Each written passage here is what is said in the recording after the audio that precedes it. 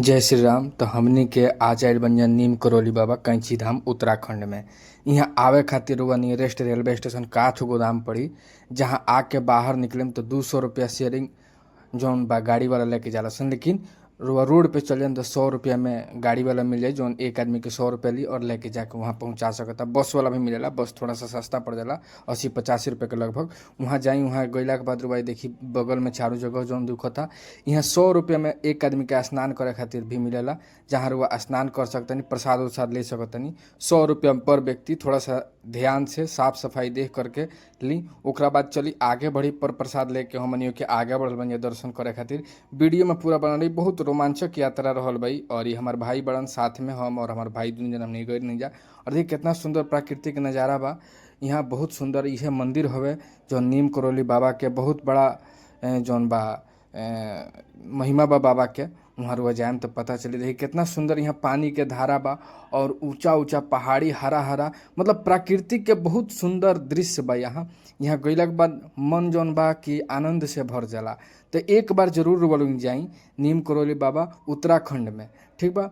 और एक ज़्यादा स्टोरी जाने खातिर वह गूगल में सर्च करें तो विशेष पता हुई। हालांकि आजकल सब केहू के पता रहेला। यहाँ अभी नया पुल भी बन रहा बा और यहाँ बस डायरेक्ट लेके जाला, कहीं जरूरत भटकला के जरूरत नहीं के। तो देखी हई हवे बाबा के जौन गेट ह, यहाँ से प्रवेश कर जाला। और यहाँ के बाद तनिक दूर के बाद मोबाइल अलाउ नहीं खे, तो हमने के मोबाइल तो ना लेके गए नहीं जा।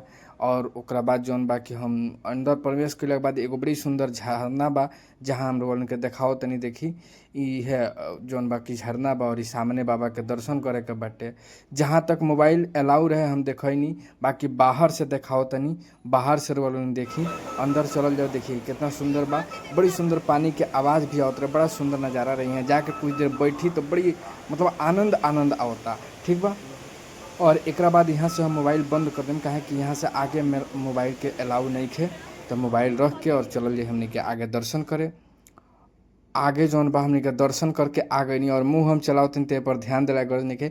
यहाँ चना मिलेला प्रसाद में और हम मुँह में चना खातनी प्रसाद। और वो लोग भी कमेंट में राम राम लिख दी तो बाबा जल्दी वो लोग के बोले हैं, अर्जी स्वीकार करी हैं। और बहुत सुंदर बा। एक बाद जौन बा हम नेक्स्ट बात रही नैनीताल के, तो अगला वीडियो वो लोग जाके नैनीताल के देखे लगिन। एक बाद हम डालें वो वीडियो। और बहुत सुंदर नज़ारा रहल, बहुत अच्छा रहल। वीडियो कैसन रहल कमेंट करके लोग बताई और शेयर जरूर करी, ठीक बा। सपोर्ट जरूर करी, देखी दर्शन करी और आपन आपन अर्जी लगा दी। दर्शन हमनी के हो चुकल बा।